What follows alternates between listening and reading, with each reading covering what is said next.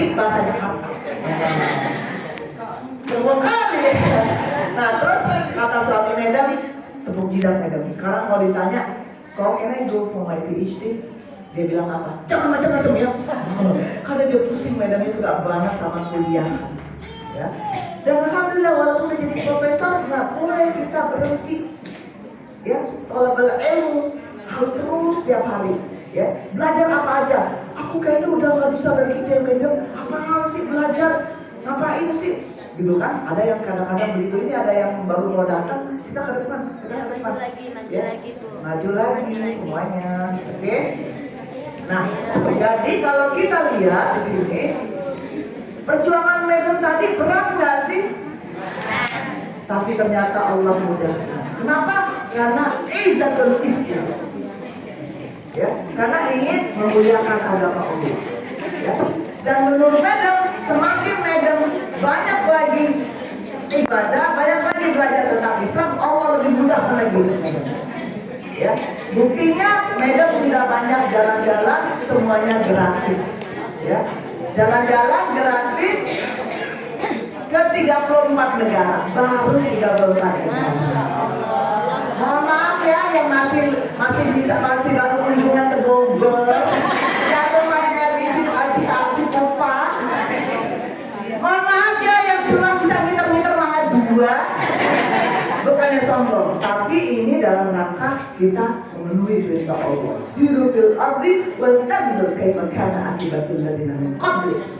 Allah memerintahkan kita, kalian coba bertebaran di muka bumi dan lihat apa yang orang-orang terdahulu sudah berbuat kazib, ya, ingkar kepada aku. Biar kita ngambil iktibarnya, bukan untuk selfie, ya. Kalau kita kemana-mana jangan selfie dulu, tapi belajar ini ada apa ya Bogor, kenapa sih longsor, gitu, ya. Ini dikit-dikit belum ketemu apa, Instagramable, baru bentuk foto masukin ke Instagram, buat status. Nah, nanti ya, kami belajar dulu, oke? Ibu-ibu? Janji ya, niat untuk menjelajahi bumi Allah. Ya, janji ya, semangat ya. Bukan hanya Bogor, tapi juga seluruh Indonesia. Dan ternyata ibu, ketika Medan keliling Indonesia, ke kampus sudut-sudutnya Sambas, di ujungnya Pontianak, di ujungnya Kalimantan Barat, Kalimantan Selatan, Kalimantan Timur, ke Bangka, Belitung, ke Riau. Masya Allah, tadi ayat Allah itu kayaknya Indonesia.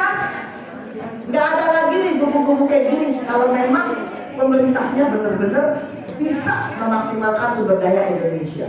Kaya banget. Salah satu aja nih, siapa yang sudah pernah ke Nusa Tenggara Barat? Kan Nusa Tenggara Barat aja belum, apalagi ke negeri Barat. Nusa Tenggara Barat itu letaknya di mana kalau di peta? Di situ. Tempatnya petanya aja nggak tahu gimana Allah mau kabulkan kita ke sana.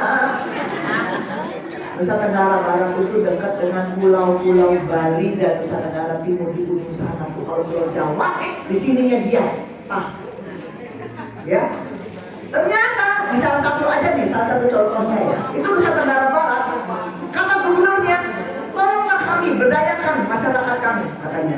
Waktu itu Medan hadir 15 tahun yang lalu. Beliau bilang, halo. Beliau bilang, coba nih lihat nih, Nusa Tenggara Barat nih ya, katanya. Apa sih yang kami nggak punya? Coba lihat nih, kalau kita bom gunung yang di sana, di bom itu ada emas dan perak. Medan melihat sendiri di bom waktu itu ya, terus nanti ada truknya segede gaban, pokoknya lebih besar dari ini, lebih besar dari gedung ini, pokoknya 2 kali lah, sampai roda, ini rodanya doang. Nih gedung ini rodanya truk itu. Ngapain? Ngambil serpihan yang dari gunung tadi, diambil emas peraknya. Kayaknya Indonesia tuh salah satunya. Terus kata gubernurnya, kita turun, coba lihat di bukit-bukit itu. Kami punya kuda bima, kuda yang paling hebat. Sapinya sapi pijar, pokoknya keren dah, terbaik. Turun lagi ke kata gubernurnya. Di belakangnya ada, kalau kita di pinggir rumah nih ya, kita tidur, di belakangnya ada pohon tembakau terbaik di dunia. Tidur doang tuh, tembakau udah tumbuh. Kita masuk ke laut nih, katanya. Kita pergi ke pantai, kata gubernurnya. Ke pantai, kita lihat di sini banyak banget nih tanaman. Apa coba yang terkenal di Lombok? Di Lombok, Nusa Tenggara Barat tahu? Rumput laut. Belum nyelam tuh. Tahu kan rumput laut gunanya tuh apa? Apaan? Beragar, apa lagi? Permen, makeup, apalagi banyak lah ya. Kata gubernurnya, tadi dulu belum selesai. Kalau kita nyelam nih, terkenal apa di sana? Kalau kita nyelam, dapatnya apa? Bapak udah tahu? Kan belum ke sana. Oh, belajar TikTok. Ampun dah belajarnya di TikTok. Coba deh ya. Pagi di rumah tukang dibandingkan aku, apalagi yang kamu dustakan, kata Allah. Kata gubernurnya, tapi kumaha aku iya. Ini ya, rakyat aku banyak jadi pembantu di Saudi. Tak kumaha. Nah kita juga yang di sini. Kenapa coba dari Gerobokan ke sini? Kenapa dari Pemalang ke sini, dari Kediri ke sini? Karena di sana merasa kurang lebih baik di sini, ya kan? Padahal kaya raya luar biasa. Kediri bukan hanya dengan rokoknya, tapi juga banyak yang bisa kita berdayakan. Ya, apalagi Banten dengan keindahan alamnya, pantainya luar biasa. Tapi kita nggak punya ilmu. Kenapa? Karena kita nggak kuliah. Karena kita nggak makan bangku sekolahan. Makanya anak-anak kita harus kita semangatin. Harus kuliah ya, harus ini ya, harus itu ya. Gitu dong. Ya.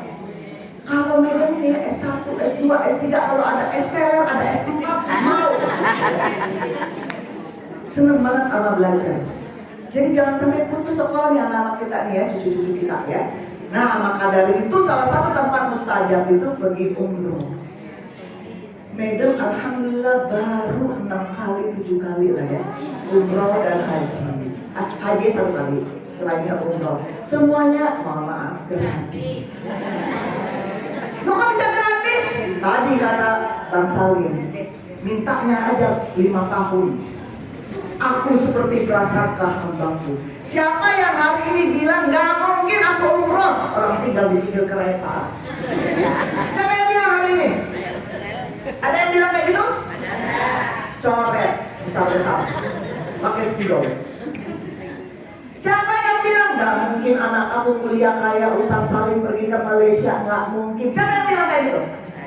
Coret pakai stabilo besar-besar. Kenapa? Itu yang berpikir Medan. Bayangkan, waktu minggat ke Jakarta emang bawa apa? Namanya minggat, masa bawa bakul? Masa bawa kasur? Namanya minggat bawa badan, ya kan? Bawa uang, itu pun punya Mama Medan. Ania, ini kasih ini ke Kimah. Ini untuk bayar utang Mama 36.000. Medan bawa kabur. Sampai di Jakarta tinggal di Cililitan, mau diusir, nggak diusir. Kata tuan rumah, kamu gadis nggak baik, kamu tinggal di sini, ini rumah kami sempit, 3 hari batasnya nerima kamu nanti gimana? Tenang kata Medan, Medan akan cari keluarga. Padahal keluarga Medan, hayya, Ania, itu ini gimana? Kamu udah jadi pribumi karena udah mau masuk Islam, belum pakai jilbab. Kamu kok temenan sama ini aja nggak? Karena teman-teman Medan hitam-hitam semua. Gelap maksudnya. Ya kayak di sini deh yang warnanya putih-putih. Nah ternyata Medan, katanya kamu udah temenan sama orang pribumi. Kayak katanya. Gak disuruh, gak mau, gak diterima Medan sama keluarganya. Akhirnya Medan pusing gimana ini ke Jakarta mau kemana gitu ya. Akhirnya alhamdulillah Allah temukan Medan dengan seorang ustazah Omaria Balatraptegioksin yang memang Medan kayak pengennya beliau itu pernah nggak dengar Ustazah Omaria Balatraptegioksin? Cina, Manado yang memang kabur tinggal di Jakarta, nasibnya mirip-mirip ya. Jadi Madam numpang ke beliau. Alhamdulillah dapat lagi bisa makan. Jadi memang begitu. Namun Madam percaya satu prinsip Madam, nggak pernah mengecilkan Allah. Emangnya Madam kita di sini mengecilkan Allah apa? Enggak. Tapi Madam tes ya. Siapa yang pernah bilang gak mungkin Madam ya gini dah, orang gajinya aja berapa, masa nabung? Siapa yang ngomong kayak gitu? Tunjuk tangan. Nah kan, pada takut semua, pada udah menunjuk. Siapa yang pernah bilang gak mungkin ya mau ke Malaysia, orang ke Cikupa aja pakai ngongkos, pakai ngutang? Siapa yang pernah bilang kayak gitu? Saya, gitu ya. Siapa yang pernah bilang ketika anaknya bilang, Ma, Mi, Mama, Ibu, aku pengen kuliah ke Amerika. Kamu nggak mikir orang emak jualan di sini, kamu ngomong macam-macam. Udah, yang penting belajar benar-benar di sini aja. Ada yang ngomong kayak gitu? Apa yang ngomong? Nah itu yang maksud Madam mengecilkan Allah. Siapa yang bilang, Pak, ini Pak, coba kita beli motor yang baru. Motor yang butut aja udah kayak gini, udah susah manjangin STNK-nya. Minta yang lebih baru. Siapa yang ngomong kayak gitu? Apa yang banget sih? Ini harus dirupiah dulu semuanya. Karena Madam gak pernah ngomong kayak gitu. Gak pernah dalam hidup Madam ngomong kayak gitu. Karena Madam percaya Allah yang Ghani, Allah yang Murni, Allah ya Kabir, Allah ya Aziz, Allah ya Wasi'. Karena Madam gak percaya kalau sesuatu itu susah. Itu yang menjadikan Madam banyak mendapatkan kemudahan sampai hari ini. Alhamdulillah walaupun belum dikasih minum oleh keluarga gak haus. Karena Madam bawa sendiri minumnya. Mohon maaf ya teman-teman ya.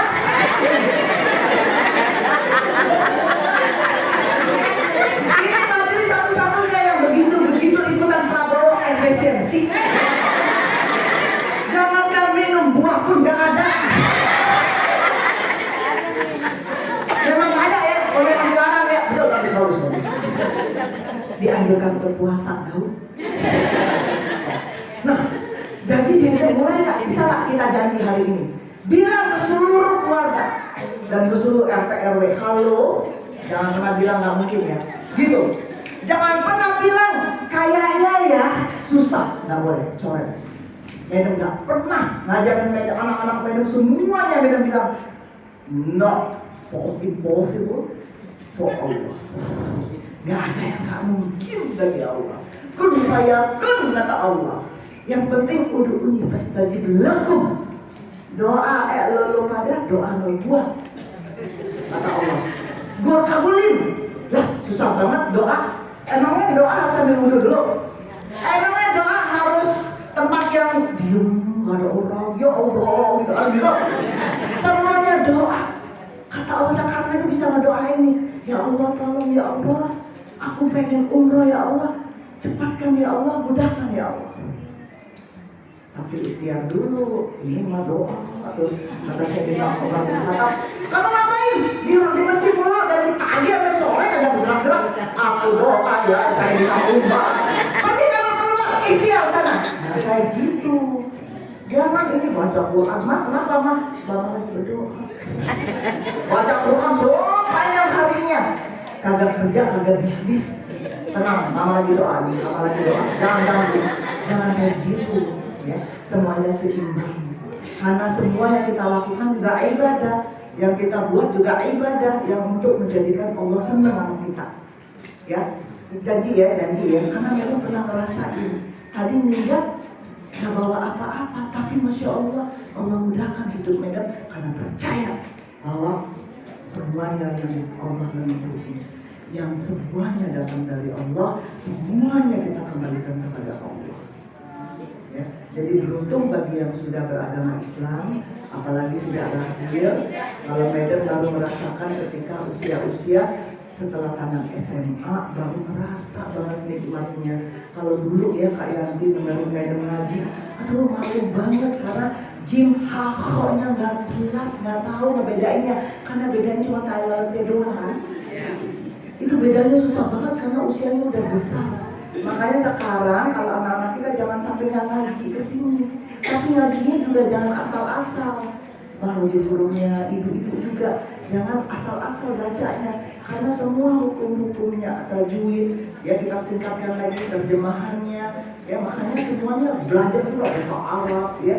Jangan cuma ngaji-ngaji biasa merasa udah cukup, tambah lagi gitu ya. Nah, ibu-ibu sekalian, alhamdulillah Madam rasanya senang banget bisa bersama-sama di sini.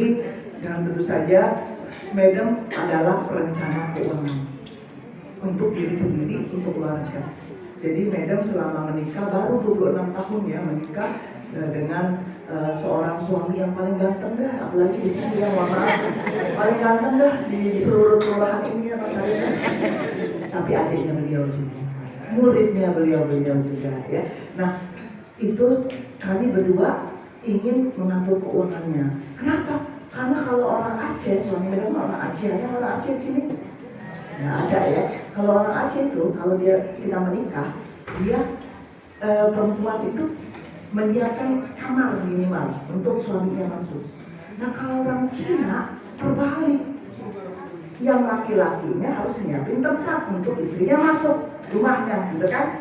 Nah karena kami berlainan budaya, satu nyuruh suaminya masuk, satu istrinya masuk, agak punya rumah. Makanya kita tinggalnya di Malaysia, ya. Tapi menjadikan kita menjadi mandiri.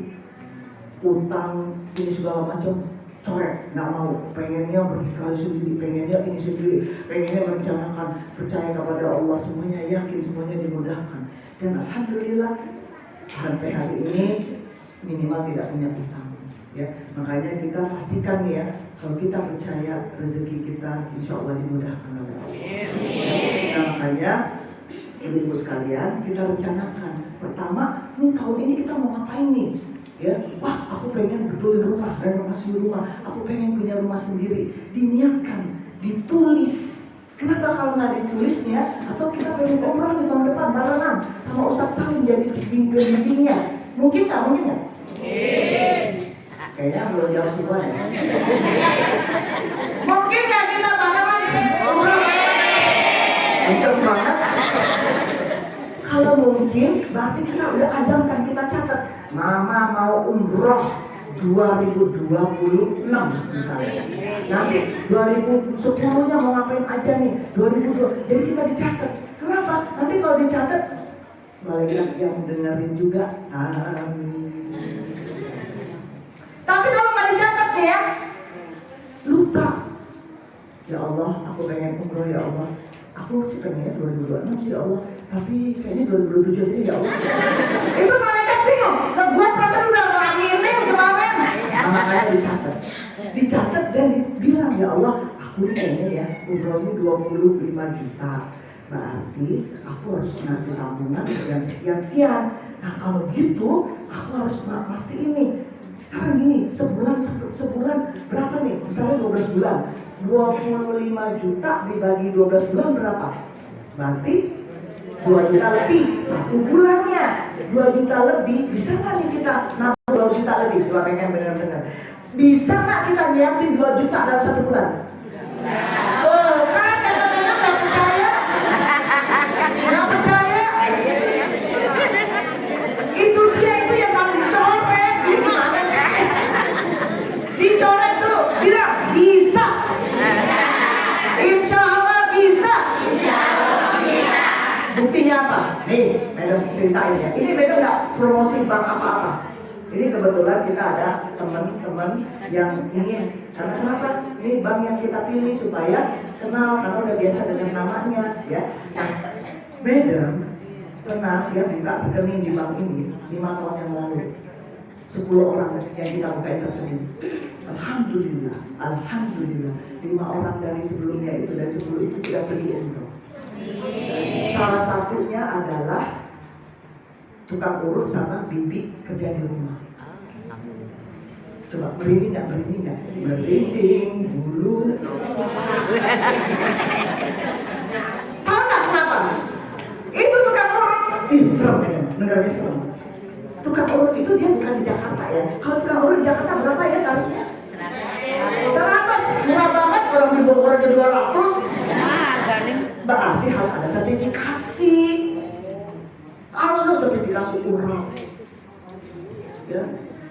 besar, ular kecil, apa semua gitu kan.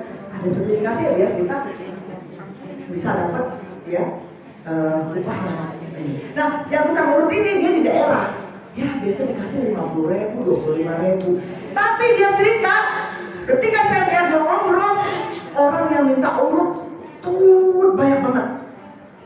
Terus orang yang minta urut sama orang yang ngasih dari 25.000 naik 100.000, naik 200.000. Bahkan ada yang ngasih, mohon maaf ya, pasti kaget nih, 1 juta. Orang kaya yang punya restoran di Bogor, dia suka ngasih dia, maka dia sengaja manggil dari sana, dari Batu Raja ya, pengen suruh datang ke situ suruh ngurut. Tahu nggak? Kata dia, setiap waktu saya dia akan umroh, Allah mudahkan. Jadi dia nyetor, tolong ya ini saya udah kumpulin 2 juta, masukin ke rekening 2 juta gitu. Akhirnya dapat, dan dalam waktu berapa bulan aja udah cukup 25 juta untuk pergi. Nah, maksud Madam, yang penting ikhtiarnya dulu. Ya, termasuk ketika Madam mau pergi haji, Madam jualan baju renang. Tahun 2010, jualan baju renang muslimah. Ya kan dulu kan, pokoknya yang lagi trendy itu kita jualan. Apalagi sih udah nomor 2, tinggal ngambil. Ngambil bayar maksudnya. Nah, jadi Madam jualan tuh. Madam bukain rekening, kata suami Madam ini 2010 kita hajinya nanti aja ya 2012. Madam tiap melihat gambar Ka'bah nangis. Tiap melihat gambar Ka'bah nangis. Madam diam-diam bukain rekening haji umroh ya tahun 2010 zaman dahulu. Tiap Madam jualan, Madam untungnya Madam taruh di situ. Jualan untungnya taruh situ, jualan taruh di situ. Kumpul berapa bulan kemudian tuh Allah mudahkan, dapatlah 20 juta. Merinding Madam.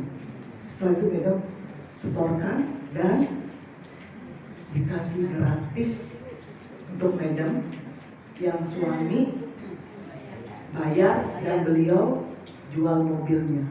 Mau kita jual ini, jual itu, tapi kalau memang Allah berikan jalan, mobilnya juga balik lagi.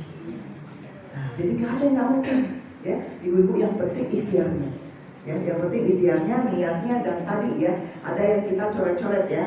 Coret, nggak boleh bilang nggak mungkin, nggak boleh ngomong susah, nggak boleh ngomong nanti kali, nggak boleh. Ya, yang penting yakin, insya Allah kita bisa bareng-bareng pergi umroh. Nah, ini Madam pengen gimana sih cara kita merencanakan, nanti Mbak Dina akan juga nih, gimana sih caranya kita supaya kita tahu nih gimana cara melakukan kita pakai 7 prinsip misalnya ya. Nanti Mbak Dina juga seorang bankir, gimana sih kalau orang bank itu supaya nanti kalau misalnya kita urusannya dengan bank emang ada penipuan gak sih? Nah itu Mbak Dina karena beliau kerjanya ya di bank Danamon Syariah, di bank BPJS Syariah, di bank Syariah Mandiri, pokoknya banyak banget di bank Permata Syariah. Nah tahu nih beliau ini banyak banget ya disukai oleh bank-bank ya, jadi kerjanya banyak di bank-bank. Oke, silakan Mbak Dina kalau ada pertanyaannya nanti Madam. Kapan-kapan Madam datang lagi, ngapain? Nanti kita ngomongin soal harta, ngomongin soal bagaimana kita ngurusin utang. Terus kita gimana sih kalau kita mau zakat, tapi kalau kita kayaknya belum mampu atau hartanya belum cukup gitu ya. Kemudian kayak gimana kalau kita misalnya urusan waris sengketa harta dengan keluarga. Nah ini gimana nih caranya solusinya? Nanti kalau Ustaz Salim undang Madam ya. Itu saja mungkin dari Madam. Terima kasih. Waalaikumsalam. Assalamualaikum warahmatullahi wabarakatuh.